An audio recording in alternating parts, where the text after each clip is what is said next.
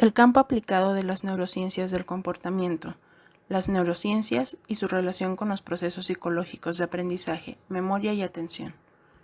La atención y la memoria son funciones cerebrales que nos permiten realizar nuestras actividades de manera adecuada en todos los ámbitos de nuestra vida. La atención posibilita el aprender información necesaria de nuestro entorno, para posteriormente almacenarla en nuestra memoria. Cuando en una de estas se ve afectada, hay grandes repercusiones en nuestra vida cotidiana, ya que nuestros recuerdos marcan en gran medida quiénes somos. ¿Cómo se define la atención?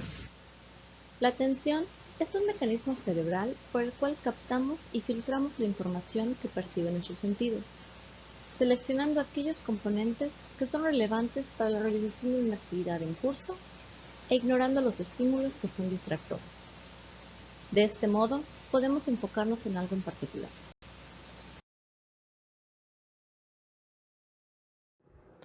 ¿Cuál es el impacto que tiene la atención sobre el sistema nervioso y sobre la funcionalidad de una persona en la vida cotidiana?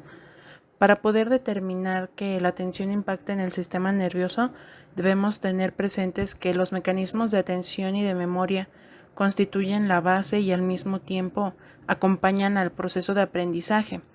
Y es justo la adquisición de aprendizaje el que logra impactar en nuestro sistema nervioso, pues el aprendizaje provoca cambios, en estos cambios a nivel, digamos, de conducta, lo que implica que se están produciendo cambios neuroanatómicos, cambios neuroquímicos y funcionales.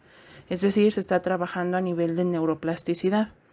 Con respecto al impacto de la atención en la funcionalidad de una persona, podemos decir que la atención nos permite filtrar y seleccionar información en función y a favor de nuestra adaptación y sobrevivencia a los retos de la vida cotidiana. ¿Qué capacidades o niveles atencionales se ven mayormente afectados con el TDAH? Casi todos los niveles de atención se ven afectados en pacientes con TDAH.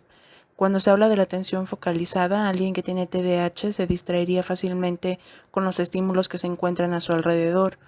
A nivel de la atención sostenida, sabemos que este nivel exige que las personas sean capaces de presentar atención a un periodo relativamente largo de tiempo en alguna actividad y una actividad continua y repetida. Por lo tanto, los pacientes con TDAH, pues para ellos es una tarea altamente demandante, ¿no? En cuanto a la atención selectiva, una persona con el trastorno puede tener dificultades para dar prioridad a algún elemento sobre otro y no puede evitar distraerse por estímulos irrelevantes. En la atención dividida, en este nivel requiere la habilidad para responder simultáneamente a múltiples tareas, por lo tanto las personas con TDAH representan una actividad de alta dificultad. En cuanto a la atención alternada, un paciente con TDAH pues va a representar un reto importante el poder cambiar el foco de atención entre un estímulo y el otro. Continuamos con el siguiente punto de reflexión. ¿En qué tipo de atención o nivel atencional ubicarías el déficit primario o básico en la heminegligencia? Bien, la heminegligencia es una patología atencional que provoca dificultades al individuo para responder a estímulos presentes en un lado del cerebro. La principal causa de esta patología es un accidente cerebrovascular que daña el lóbulo parental del hemisferio derecho, debido a que esta parte es la que se encarga mayormente del procesamiento de la información visoespacial.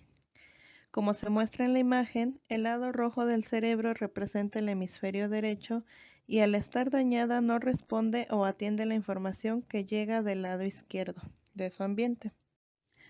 Por lo tanto, consideramos que el nivel de atención principalmente afectado es el de orientación, ya que de acuerdo con Ardila y Ostrowski, este nivel permite a una persona tener conciencia de sí mismo con relación a sus alrededores y requiere de una confiable integración de la atención, percepción y memoria.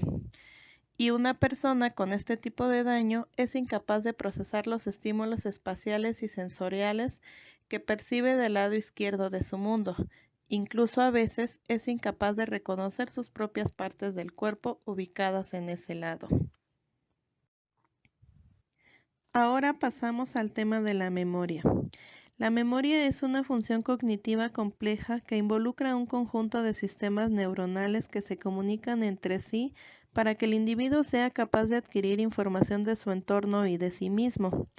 Esta información es retenida y almacenada, ya sea por corto o largo tiempo, y después puede ser evocada según las necesidades de las situaciones presentes de la persona. Soprano señala que sin esta función no seríamos aptos para percibir adecuadamente, aprender de nuestro pasado, comprender el presente o planificar el futuro. La memoria opera en distintas etapas. La primera de sus etapas se trata de la codificación de información, en donde el sujeto recibe la información, la selecciona y la modifica para posteriormente conservarla en la etapa de almacenamiento. Y finalmente, la etapa de evocación o recuperación nos permite localizar la información para que sea reutilizada. ¿Existe relación alguna entre atención y memoria? Por un lado, la memoria es un proceso indispensable para cualquier ser vivo.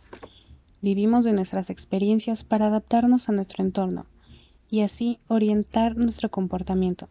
La memoria juega su papel almacenando la información, mientras que el proceso de atención se encarga de procesar dicha información, ya sea que provenga de estímulos, pensamientos o acciones para después desechar la que sea menos relevante, siendo un proceso mediante el cual logramos ignorar toda aquella información inútil o, en otras palabras, nos ayuda a depurar aquella información que no es relevante para una futura adaptación.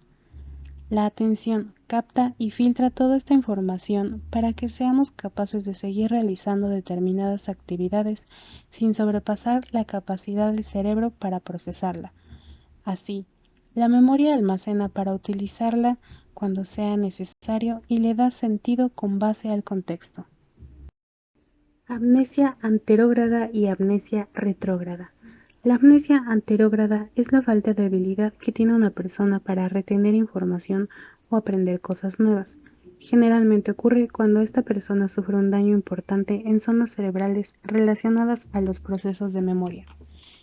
Los nuevos eventos no son transferidos a la memoria a largo plazo, así que el que la sufre no será capaz de recordar nada que haya ocurrido después del inicio de este tipo de amnesia, por más que un pequeño momento. La amnesia retrógrada igualmente es una incapacidad relacionada a los procesos de memoria, pero en este caso la persona afectada tiene dificultades para recuperar información ya almacenada previamente a la ocurrencia de una perturbación cerebral. No se recordarán eventos que hayan ocurrido antes del comienzo de la enfermedad, y todo lo que sucede después de la lesión o el trauma lo recuerda con normalidad. ¿Cuál es la relación entre memoria y aprendizaje? De acuerdo con Ortega y Franco en 2010, la memoria y el aprendizaje son funciones superiores de gran relevancia, puesto que nos permiten adaptarnos al medio y construir nuestra propia historia. El mismo autor señala que una vida sin memoria no es vida, ya que de nada serviría nuestra cada aprendizaje si no tuviéramos una función que nos permitiera almacenar esas experiencias. En otras palabras, los nuevos conocimientos que adquirimos no tendrían propósito alguno si no quedaran almacenados y nos fuera posible utilizar esa información en alguna situación posterior que lo requiera. Por otra parte, la memoria es una función primordial para el proceso de aprendizaje, ya que nos ayuda a retener información que posteriormente nos será de ayuda para cambiar nuestra forma de pensar y de actuar. Además, también nos permite conservar las habilidades o destrezas adquiridas en el proceso de aprendizaje, ya sea de manera consciente o inconsciente. Esto último está directamente involucrado con la memoria explícita y la memoria implícita. Cuando hablamos de memoria explícita, nos referimos a cuando la información que aprendimos queda almacenada en nuestra memoria y de manera consciente hacemos uso de ella en las situaciones determinadas. Por ejemplo, recordar lo que hemos aprendido durante las clases cuando presentamos un examen. En la memoria implícita, al contrario de la memoria explícita, usamos y recuperamos la información de forma casi automática, como cuando andamos en bicicleta, demostrando que las personas somos capaces de aprender información sin ser plenamente conscientes de ello. A modo de conclusión, se puede decir que los procesos de atención y memoria son indispensables para el ser humano. Sin ellos no pueden explicarse procesos más complejos, como lo es el aprendizaje. Por un lado, la memoria es de utilidad para almacenar información y, posteriormente, recuperarla si es necesario. La atención, por otro lado, sirve para sistematizar la información que será relevante y la que no. Aquí interviene la memoria, puesto que retiene aquello que se ocupará para la adaptación del individuo, y esto es aprendizaje. Nosotras somos el equipo 2. Muchas gracias por su atención.